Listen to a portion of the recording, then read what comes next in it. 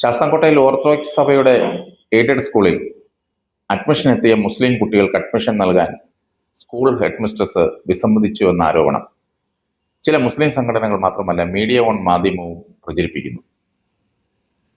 അതിലെ യാഥാർത്ഥ്യം എന്തെന്നറിയാതെ പലരും സഭയെയും അതിന്റെ ചുമതലക്കാരെയും വിമർശിക്കുന്നു. ഒറ്റ വാക്കിൽ പറഞ്ഞാൽ വെറുതെ ഒരു സാമുദായിക സ്പർദ്ധയുണ്ടാക്കാൻ മനഃപൂർവ്വം ചില കോണുകളിൽ നിന്ന് അഴിച്ചുവിടുന്ന ഒരു പ്രചാരണം മാത്രമാണത്. നമുക്കറിയാം, മുസ്ലിം സമുദായത്തിന് സ്വാധീനമുള്ള മേഖലയാണ് ശാസ്താംകോട്ടയും പരിസര പ്രദേശങ്ങളും. ശൂരനാട് ഓർത്തഡോക്സ് സഭയ്ക്ക് കീഴിലുള്ള എയ്ഡഡ് സ്കൂളിലാണ് മുസ്ലിം കുട്ടികൾക്ക് അഡ്മിഷൻ നൽകിയില്ലെന്ന പരാതിയുമായി അതേ സ്കൂളിലെ തന്നെ താൽക്കാലിക ജീവനക്കാരിയായ അധ്യാപിക ചില ഇസ്ലാമിക സംഘടനകളുടെയും മീഡിയകളുടെയും സഹായത്തോടെ രംഗത്ത് വന്നത്. താൽക്കാലിക ജീവനക്കാരിയായ സംസ്കൃതം അധ്യാപികയുടെ നിയമനം സ്ഥിരപ്പെടണമെങ്കിൽ ഡിവിഷൻ നിലനിർത്താൻ ആവശ്യമായ കുട്ടികളെ ലഭിക്കണം. ഇതിനായി സാധാരണ വീടുകൾ കയറിയിറങ്ങി കുട്ടികളെ തരപ്പെടുത്തുന്നതിന് പകരം ഒറ്റയടിക്ക് കുട്ടികളെ ലഭിക്കുമെന്നുള്ളതുകൊണ്ട് ഈ അധ്യാപിക പരിസരത്തെ ചില ഇസ്ലാമിക സംഘടനകളുടെ വലയിൽ വീണുവെന്ന് വേണം കരുതുവാൻ. ഈ അധ്യാപികയെ സഹായിക്കാമെന്ന് ഏറ്റവർ ഇസ്ലാമിക മതപഠനത്തിനു വേണ്ടി ഉത്തരേന്ത്യയിൽ നിന്നുൾപ്പെടെ കൊണ്ടുവന്ന് താമസിപ്പിച്ച് മതപഠനം നൽകുന്നതും അതോടൊപ്പം സ്കൂളുകളിൽ പ്രവേശനം ലഭിക്കാൻ ആവശ്യമായ രേഖകൾ പോലും ഇല്ലാത്ത ദർസിലെ കുട്ടികളെ അഡ്മിഷന് സ്കൂളിൽ എത്തിച്ചു.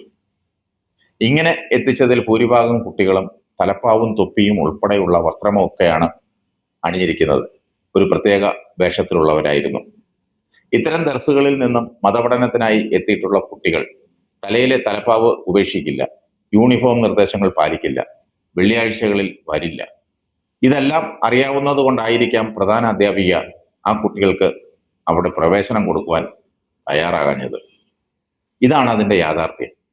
കൊല്ലത്ത് മാത്രമല്ല, കേരളത്തിലെ പല ജില്ലകളിലും മുസ്ലിം പ്രാതിനിധ്യമുള്ള പല സർക്കാർ എയ്ഡഡ് സ്കൂളുകളിലും ദർസിലെ കുട്ടികളെ കൊണ്ടുവന്ന് ഹാജർ വെപ്പിച്ചിട്ട് മതപഠനത്തിന് കൊണ്ടുപോകുന്ന രീതി നിലവിലുണ്ടെന്നാണ് മനസ്സിലാക്കുന്നത്. ഈ കുട്ടികൾ മദ്രസയിൽ പഠിക്കുകയും ചെയ്യും. സ്കൂൾ രേഖകളിൽ ഉള്ളതിനാൽ ന്യൂനപക്ഷ സ്കോളർഷിപ്പുകൾ ഉൾപ്പെടെ എല്ലാവിധ സർക്കാർ ആനുകൂല്യങ്ങളും വരെ നേടിയെടുക്കുകയും എല്ലാ സ്റ്റാൻഡേർഡിൽ നിന്നും ജയിക്കുകയും ചെയ്യുമെന്ന ആക്ഷേപം നിലവിൽ നിലനിൽക്കുന്നുണ്ട്.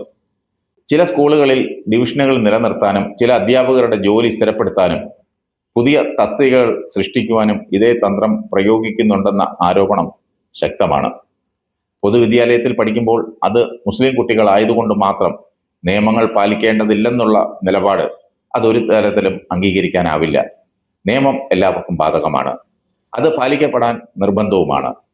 സ്കൂളിൻ്റെയും രാജ്യത്തിൻ്റെയും നിയമത്തെക്കാൾ വലുതായി മതത്തെ കാണുന്ന തരത്തിലുള്ള കുട്ടികളുണ്ടെങ്കിൽ അങ്ങനെയുള്ളവർക്ക് അഡ്മിഷൻ നൽകാതെ വരുന്നത് സ്വാഭാവികവും ആ സ്കൂളിന്റെ നിലനിൽപ്പിന് ആവശ്യവുമാണ്.